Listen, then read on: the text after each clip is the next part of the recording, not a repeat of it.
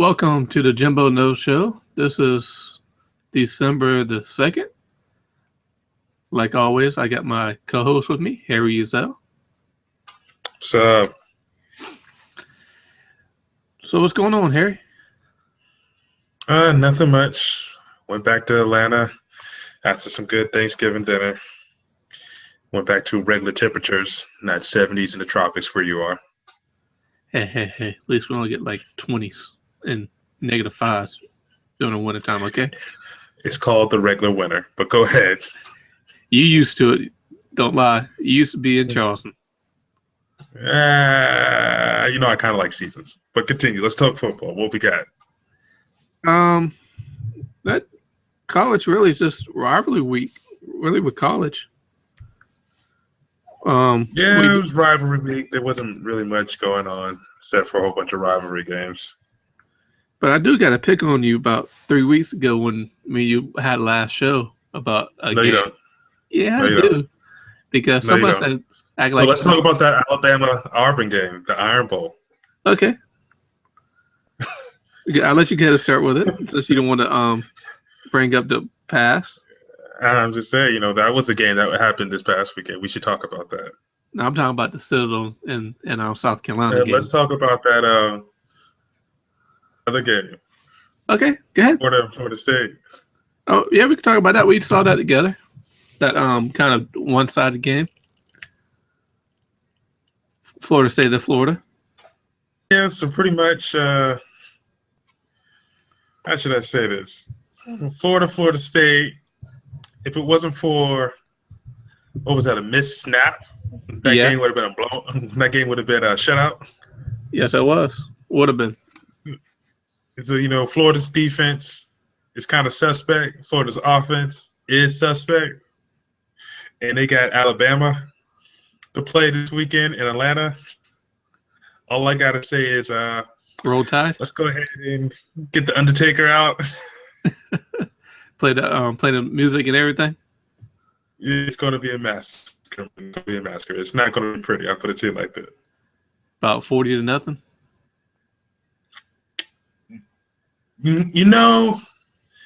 I see like 35, 38, 40. I feel like Nick Saban might show mercy and might start resting his players for the college playoff games.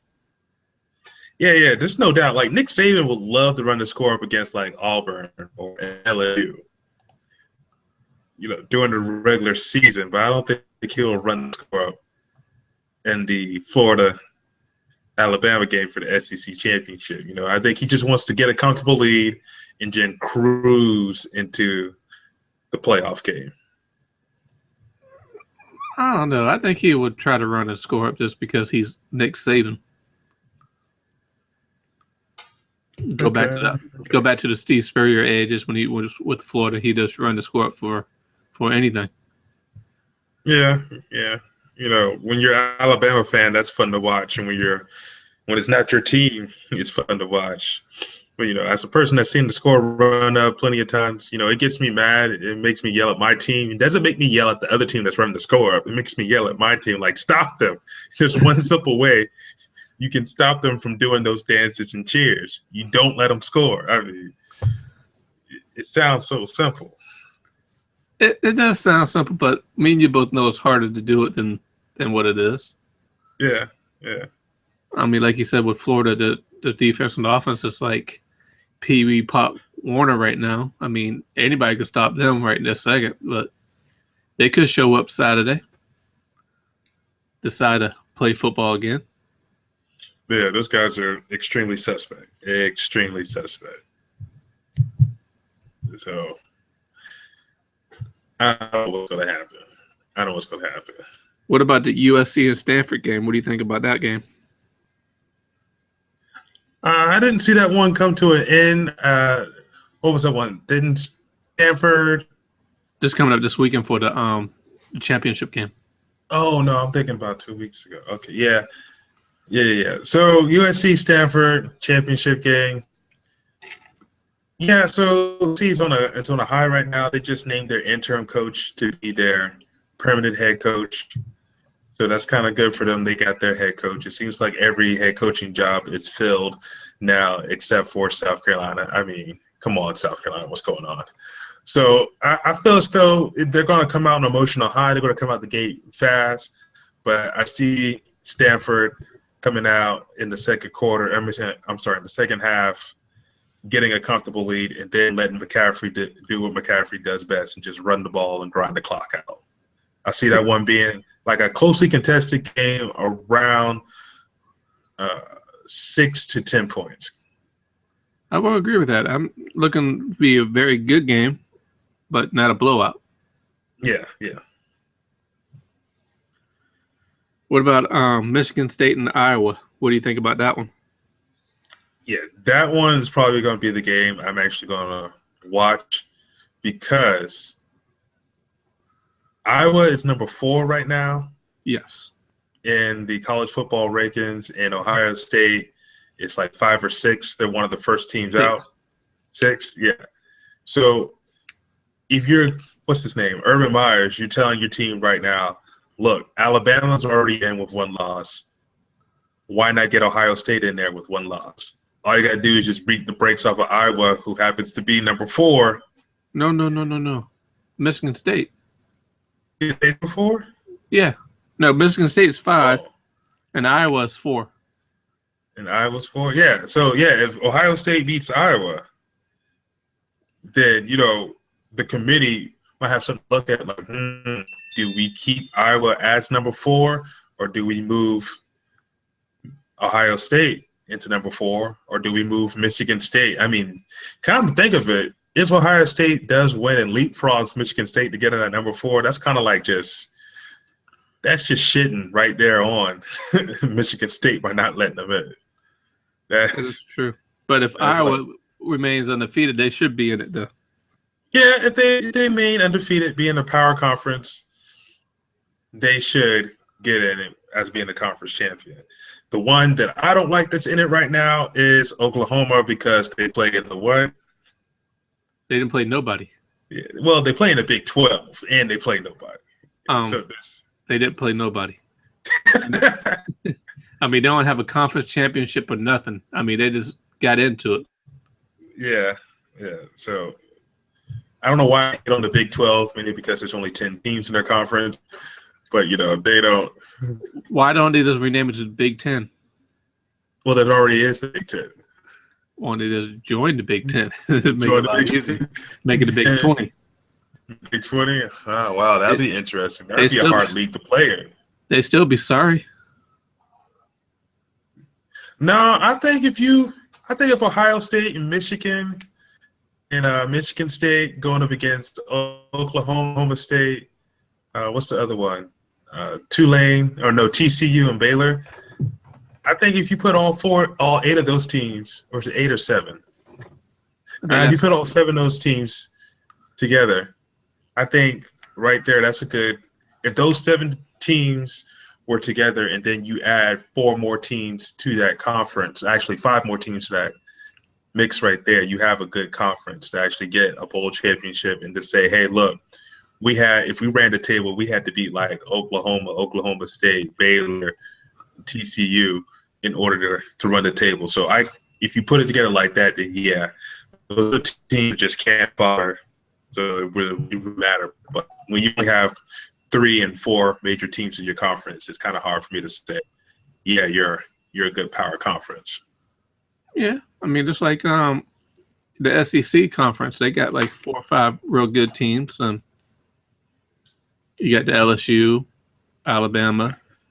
Well, you got your perennial powerhouses, and when I mean perennial teams that win 9+ games a year, so your Georgia, your Alabama, your LSU, and then just for fun, you got teams that go up and down in the conference, like your Mississippi State, your Ole Miss, your Tennessee, and your Florida. And then you got your surprise teams that show up every once in a while, like your Arkansas, your South Carolina. Tennessee just completely fell off. They used to be one of the perennial powerhouses, but they're the team that just shows up every now and then. Look, Tennessee won again? All right. So, like, the only really bad teams that you say that are in the SEC that are perennially bad are Vanderbilt. Kentucky and Vanderbilt. So those two always at the bottom of the list. yeah, so that's why it's one of the power conference. Now the big surprise is UNC in the ACC. I don't think anybody would have them coming out of their division in the ACC. No, all the people wasn't talking about them. They was probably talking about either Miami or Duke again, because Duke almost had the same. Yeah, that was it. I would have liked to have seen Duke come out of it, but Duke, got the short end of the stick in that Miami game. But UNC's got to be kicking themselves right now because they're one that's loss. What you want to call that, short of the stick. Yeah, if you want to call it that like that. Yeah, that's the nice way of saying what happened to them. Yeah, I'll say for you, they got really screwed that game. We already talked about no that. No KY or anything. They just got screwed. They really just got. They gave that game to Miami. That's pretty much college football right there. But yeah, that game's supposed to be pretty good this weekend. Clemson UNC. And I'm glad we're talking about this because here's the thing that I was discussing with some other buddies. If UNC does figure out a way to beat Clemson, do you say they have enough wins in their schedule to overlook that one loss to South Carolina? Because that one loss is looking terrible right now. No, I can't look past that. I'm just saying that's what everybody's saying. That's why I laugh. It's not just because of South Carolina, as I just can't look past they lost to a team that they should have beaten. I mean, you probably would disagree with me with it, but they should have beaten South Carolina. Well, if you look at it at the beginning of the season and you look at the projections, nobody could predict that South Carolina was going to be that bad, and nobody could predict that UNC was going to be that good. So at the beginning of the season, UNC losing to South Carolina is okay. But now, since they ran the table since that one loss, and South Carolina just laid a goose egg, you go back to feel like, and they have this one loss to this team. It's like they lost to an FCS team, Yeah. Mm-hmm. And you're trying to justify that, that one loss doesn't matter. It's at the beginning of the season. I'm like, well, no, you lost to a team in the power conference, and based on your other resume, you should have won. You did good. You're not going to get in the playoff good. We're still going to try to get you some other major bowl. If they did beat Clemson, they would get a New Year's Eve bowl, I believe. Okay, that's good. But it won't be in a college playoff, no. Yeah. Because how can you jump from number 10 to number 4? Well, first of all, in my opinion, they should not be number 10. They should be like number 7, probably. I would put them as high as no, I can't say 6. Yeah, 7. I see what. Yeah. Because if they do leapfrog from 10 to 4, you pissing off a lot of team in between, like Michigan State, Ohio State. Then let me ask you this: if Clemson did lose, how far would you make them fall back? And see, that's the catch. That's the catch there to them. If Clemson loses, does that automatically kick them out of the college playoff? No. This is my own personal opinion. Win or lose, Clemson, based on what they did this season in 12 games, should be in the college playoff because they blew out the teams they were supposed to blow out. They only had one game where it was, how should I say, kind of suspect against NC State, where I thought they were trying to figure out how can we lose this football game. You weren't the only one. You weren't the only one. They were up by like 24. It was almost a 3-point ball game. Then all of a sudden, I saw the ticker. I'm like, why is NC State within 10? What is it? Let me find this real quick. I think they won still by 2 scores. Keep on coming. I was like, wow, this is okay. This is wow. So they won the games they were supposed to win handedly. Even the close games they were supposed to have, they still won with a comfortable margin of victory. So if they Notre Dame game, that was a real 2-point one. Well, yeah, the Notre Dame game was supposed to be a close game. So that one, hands down, supposed to be a close one. And here's because like with that Notre Dame game, they were supposed to take an L on that one. They were supposed to lose that one. They were supposed to lose the Florida State game, and they were supposed to what was it? Georgia Tech. They were supposed to lose the Georgia Tech game, and they only close one out of that was Notre Dame. The Florida State game, they actually blew them out by 2 or more scores. So Yeah, they won that by 10 points. The Florida State one. they did what they were supposed to. It's very interesting is that if they lose, do I think that they should be replaced by like Michigan State or Ohio State? Like you said, RPI, strength of schedule. No, I don't think so. I would agree with you on that one. And plus, it's kind of hard to take the number 1 team in the nation at the last game of the season. Yeah, no, we're not going to pitch in the playoffs because you lost your championship game. I mean, it could happen, but I don't see it not happening that way. I mean, they won't be number 1. They probably be number 3 or 4. Yeah, if there was still a computer doing this process, I say yes, it would happen. But if a human committee that's non-biased is doing it like it's supposed to be done, then no, I don't see that happening. Yeah, I would agree. They should be in it, but hey, it's not my decision. I mean, I'm not in that room slapping people up. Hey, y'all better put them in there. Hear that, Rice? Better put them in there. Yeah. Yeah. So you want to switch over to the pros real quick? Oh, yes, the pros. Ed, what game you want to talk about first? Let's talk about them cow. Hold on. Jimmy, I just got an update. Yeah. The Detroit Lions have just scored on the Philadelphia Eagles. From Thursday on Thanksgiving, they are still scoring on the Philadelphia Eagles. This just First of all, you got the name wrong. It's the Pigeons. And they still scoring since Thanksgiving, right? Thanksgiving, yeah. So, yeah, that game right there, basically, to me, what that game proved is that not every NFL head coach should be in charge of personnel, should be in charge of football operations, and should not be the head coach of a football team. I mean, there is Bill Belichick, is all 3 of those positions at the Patriots, but you look at what he's done with his body of work. He's done real good. I mean, he's been always good on this body of work. Yeah. So, and he didn't start out as an NFL head coach. He was a defensive coordinator for the Browns who got hired as a head coach. Maybe if Chip Kelly had learned the NFL system and game and how it is working with professional players as an offensive coordinator and then got his head coaching job, yeah, you can then give him all that control. But as you can see now, a college head coach and a college head coach and an NFL head coach are 2 different things. In college, you can basically control those kids because if you don't let them play and kick them off the team, guess what? They have to go home to their mom and dad's, or they have to try to transfer to another school. You basically control their football lives.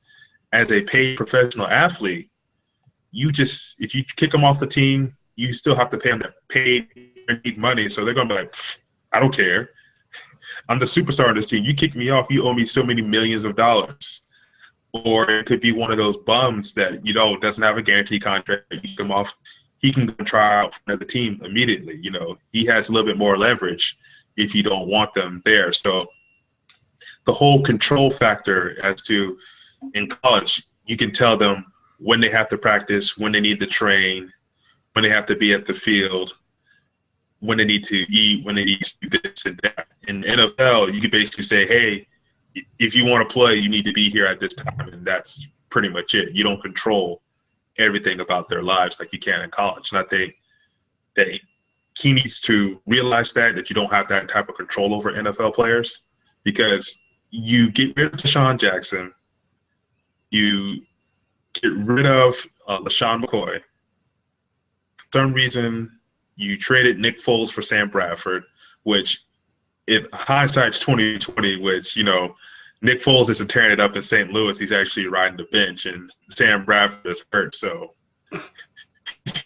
you're back with your backup quarterback, Mark Sanchez, right now. Then they released Tim Tebow. Yeah, the Tebow thing wasn't going to work out. I don't think, I think they could have made that work with him. I mean, he was throwing the ball a lot better this year. Yeah. You signed, what's his name, DeMarco Murray, and he basically hasn't worked out. I mean, we could have told you that. I mean, if you don't have an offensive line, you ain't going nowhere. Yeah, he's 100% proof that the running back is really not that special unless you're Adrian Peterson. It's the offensive line that's in front of you. That is true. So let's switch off with the Pigeons and let's go to the Cowgirls. Oh, the Cowgirls. Yeah. So if anybody was wondering, are the Panthers for real?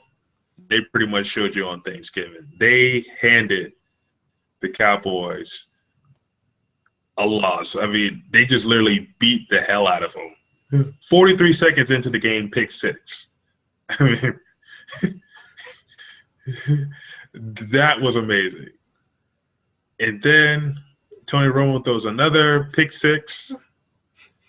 And then the next scrimmage, another pick happens. Dude. I mean, the Carolina defense is the truth. That defense is looking like it used to be with Carolina that, the offense needed to do a little something for them to win. And right now, the offense really doesn't need to do much for them to win because the defense is really controlling the game. They're always giving the offense great field position. It's very hard to run, very hard to pass against that defense. They're pretty much putting the clamps and the screws down on everybody. So it plays to Cam's strength. It allows him to run around and run the ball. It doesn't force him to make big plays down the field throwing the ball. The Carolina's going to be. I see Carolina in that first round bye. They play in the NFC, so I pretty much say that the road to the Super Bowl is going to come through Charlotte. I don't see anybody catching them in the NFC. We know for a fact it won't be anybody from the East. So they could clinch the playoff spot this weekend.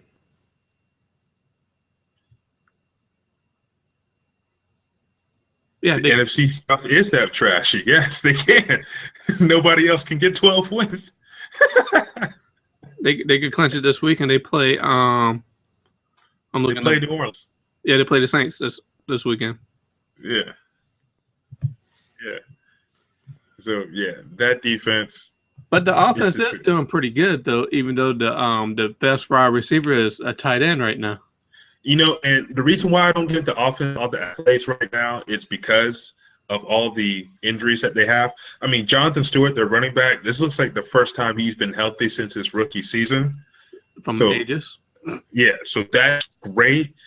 Just imagine this offense with Ted Ginn Jr. fully healthy, with Kelvin Benjamin fully healthy, and with, I forgot the other guy that plays on the other side because Ted Ginn plays in the slot. So if they had their receiver core like fully healthy, it's just give them back Kelvin Benjamin, a big 6'6", 6'7" target to run down the sidelines that can take the top off. Because if you look at it, their only deep threat is what's his name, Olsen, the tight end. Mm-hmm. Yeah, I mean, so just imagine if they had somebody with wide receiver speed running down there. Whew. They'd be pretty much unstoppable right now. Yeah. Whew. I do see them in the Super Bowl this year, maybe. Not so fast there. What are you Cardinals going? have to come to Charlotte. You going to Crusoe on me? Not so fast. Yeah. Lee Corso, not so fast. Let me get. Here we go. Not so fast. So yeah. So there's another quarterback right now that's showing flashes of his old Heisman days, Colson Palmer in Arizona. Even though I do believe Arizona is going to have to come to play that NFC Championship game, that's going to be a good game because Arizona have all those offensive wins I was talking about. They have a receiver that they play in slot. Larry Fitzgerald moved to the slot receiver because they got it's John Brown that plays on the outside and another speedster they got on the outside that can literally take the top off defense.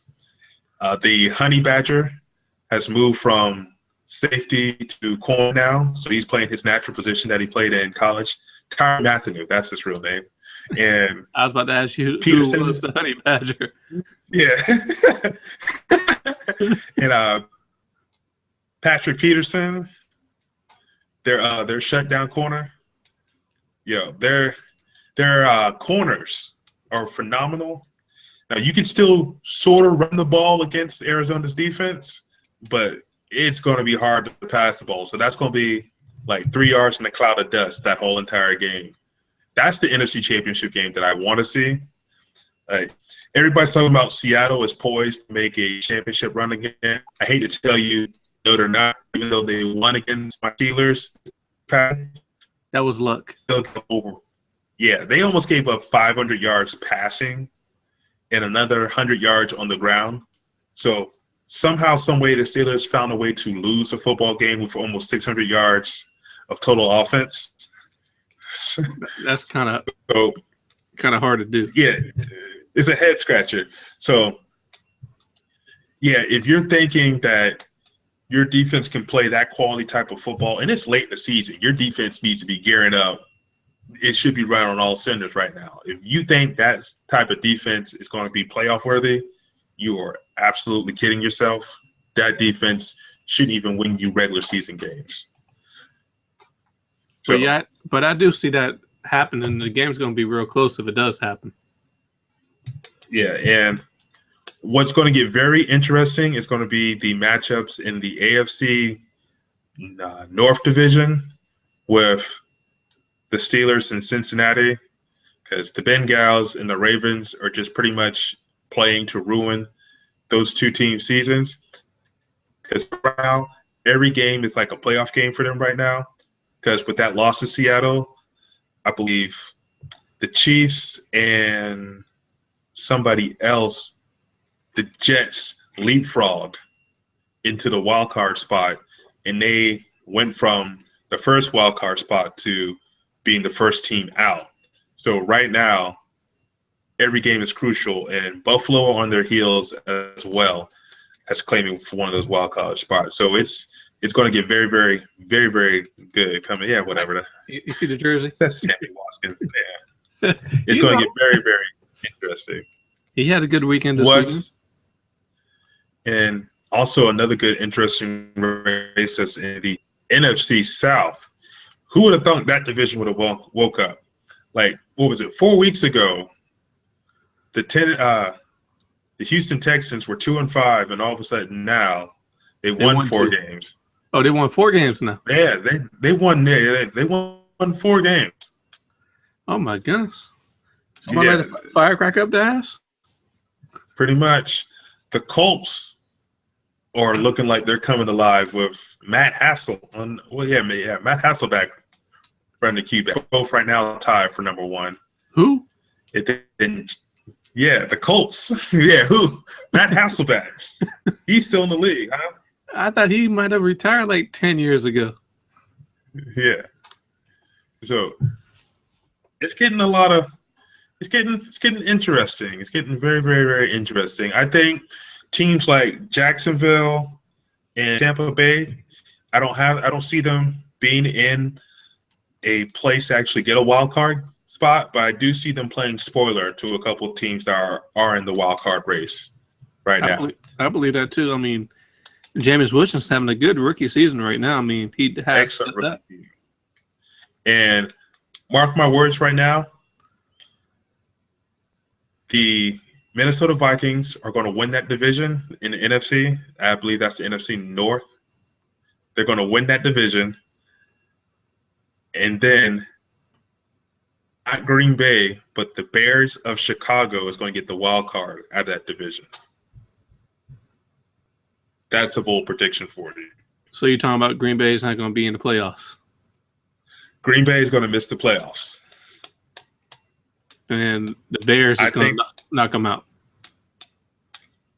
I think the wheels are getting ready to fall off of the Green Bay's defense because Green Bay right now has Detroit this coming up weekend on Sunday. And I think Detroit's going to beat them for the second time. It's going to leave the door wide open for the Bears to come in and just scoop that last wild card spot. Okay. Like just you take said, it right there from. You heard it first on Jimbo's nose. So this is copyrighted material. So if you use it, you're going to pay royalties for this show. Pay me. Pay Harry. Pay me. Pay me. So what else we got on the document about NFL? Who is going to win the NFC East? Nobody knows. Come on, Jimbo. I'm going to put you on the spot right now. Come on. You got the Giants, the Cowboys, the Pigeons, and the Deadskins. Who is going to win? Well, we know the Cowgirls and the Pigeons ain't going to win it, okay? And you know the Deadskins is kind of out of it right now. So that leaves the Giants. That leaves only one team left, the Giants. I'm going to go against you, and I'm going to put it to you like this. The Redskins win that division, and this is why. The Redskins are undefeated at home.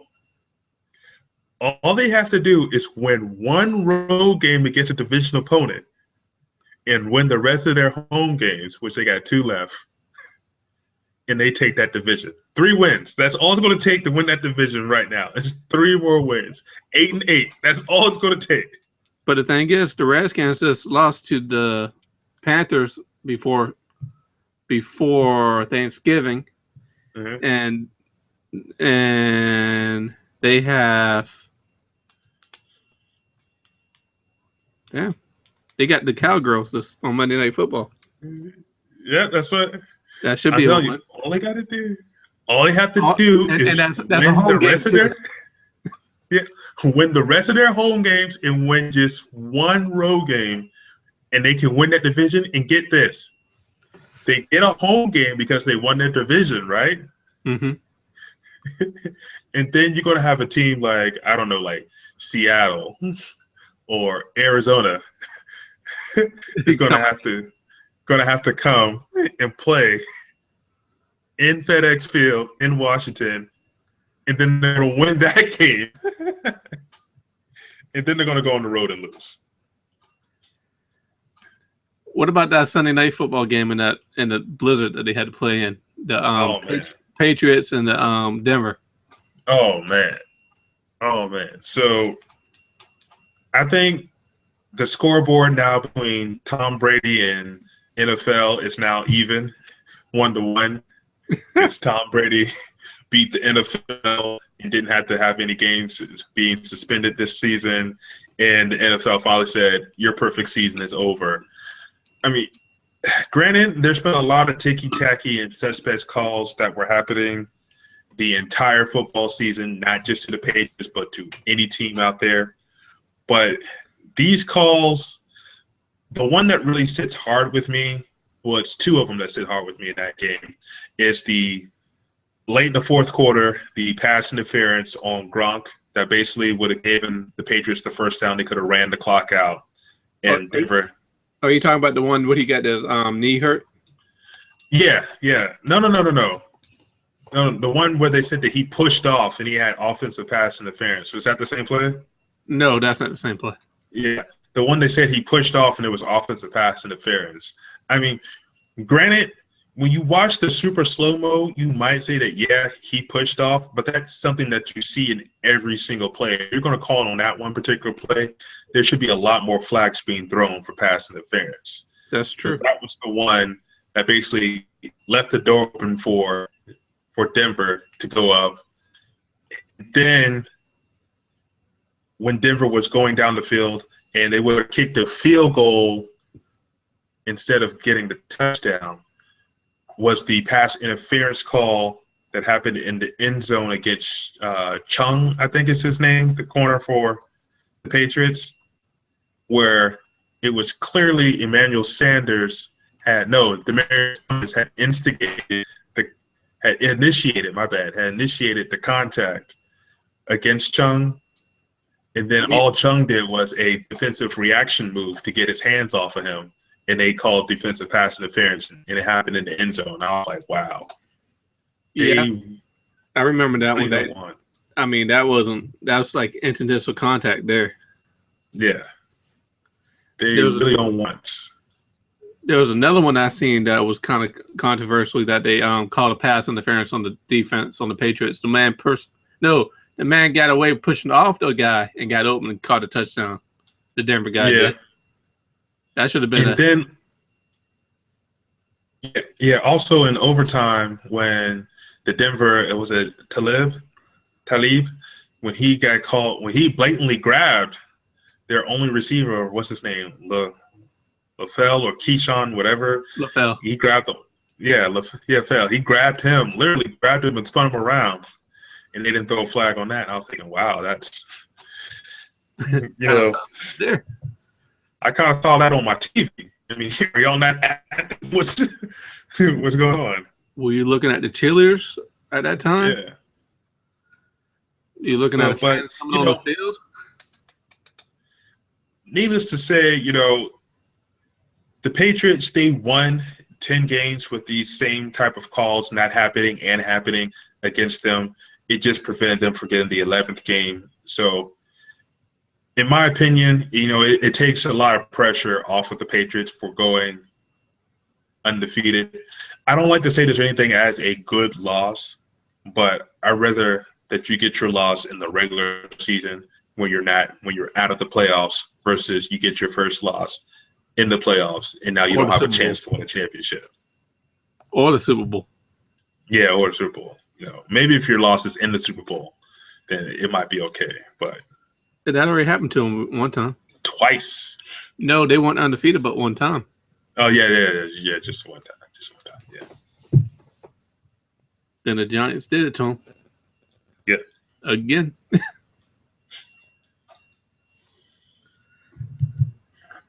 Yeah. So what games are you looking for this weekend here in the NFL? This weekend, I am looking forward to the massacre of the Gators at the hands of the Tide of Alabama. I'm looking forward to it's going to be a tough battle between the Tigers of Clemson and the Tails of North Carolina. The Big Ten game really doesn't interest me, but I am going to watch it because I'm going to be pulling for Ohio State just to see what they actually do. Newsflash: Ohio State's not in the game. Oh yeah, I'm sorry. What's that? Michigan? That's Michigan and Iowa. Michigan and Iowa. Yeah. Michigan State. Let's get it right. Michigan. Yeah, Michigan State and Iowa. Yeah, I'm going to be pulling for Michigan State just to see. I'm going to pull for Iowa. You going to pull for Iowa? Yeah, because I got an aunt who loves Michigan State, and I can't stand Michigan State when she pulls for them. So I'm just going to be a upset alert, Iowa. All right. I mean, no, you see something. I can't be defeated. Underdog, the Panthers are underdog against the Cowboys. That doesn't make didn't make no sense. There was the underdogs because they got I can't say it, Romo. I was thinking about a better name that's called, but I couldn't think of it. Well, Tony's turnovers. I mean, that's what his own brand. But coming down to the NFL, I'm going to be interested in watching a Cleveland Browns game because there's this. Are they going to start Johnny Manziel again? Because I know he benched him for Monday night. They said he might start again. I heard that. They named Alex whatever as the starter. So, but I mean, come on. You got Johnny Football sitting on this field. He knows the offense. You got to give the kid some run. I mean, so what? He got drunk on his bye week. Who cares? Man's 23. I think what cares is because with these rookie contracts next year, No, it's your 4th year into your contract if you're still on the roster. So yeah, they got one more year to evaluate him before they have to say whether or not they're going to keep him or not. Because the thing right now, I don't know if you noticed that, but RG3 is in his 4th year, and if he stays on the roster, and if he's on the roster in April, they owe him like $9 million, and the kid hasn't even played. Yeah, he's cut. That's what I'm saying. He is so good. You know the Deadskins ain't keeping him for nothing. You know that, and I know that. As soon as they can cut his behind, they cutting him. He is gone. So, here's another thing I want to tell you. Right now, you heard this first on Jimbo Knows. Don't be surprised, even though I want Chip Kelly to come to South Carolina and coach, do not be surprised if you don't see Chip Kelly coaching in Tennessee, coaching the Tennessee Titans. You think he's going to be done in the NFL after this year? I don't think he'll be done in the NFL. I think he's done in Philadelphia. They are kind of hatred. They boo Santa Claus. Philadelphia booed Santa Claus. Yeah. Philadelphia booed Santa Claus, so, they ain't going to have tolerance for Chip Kelly losing games like that. I think they're going to give him one more year. Don't be surprised you see this dude in Tennessee next season.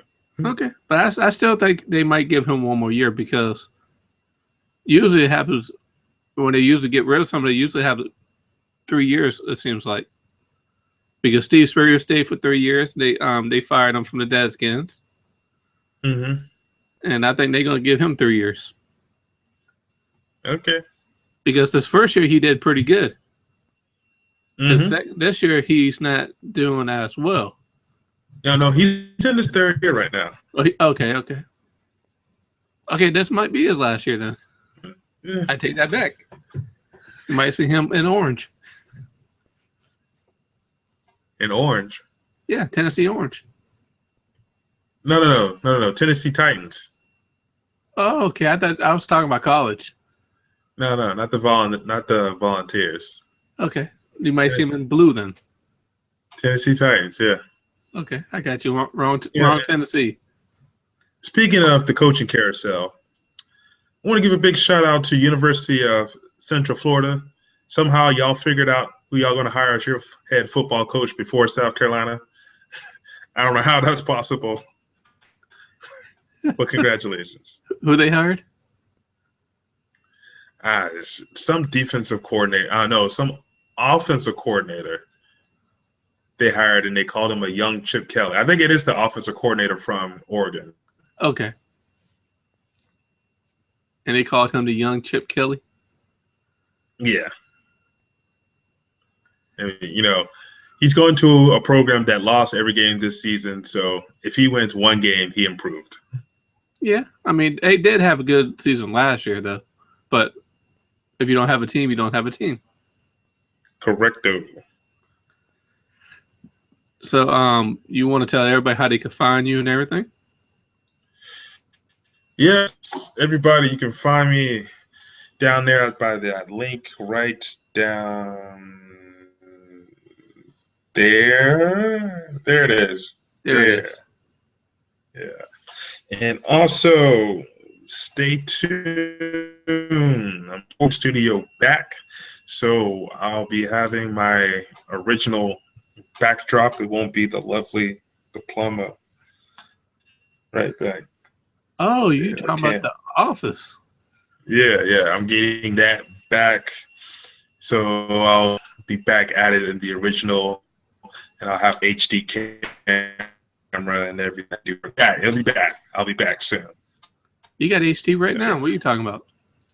I'm in HD right now. Oh, okay. Yeah. Well, I'll be in panoramic HD. Oh, more than one camera, huh? Yeah. Okay, I got you. So yeah, everybody should know how to find me on Jimbo Knows through all the Facebook, Instagram, Twitter. So until December the 11th, peace.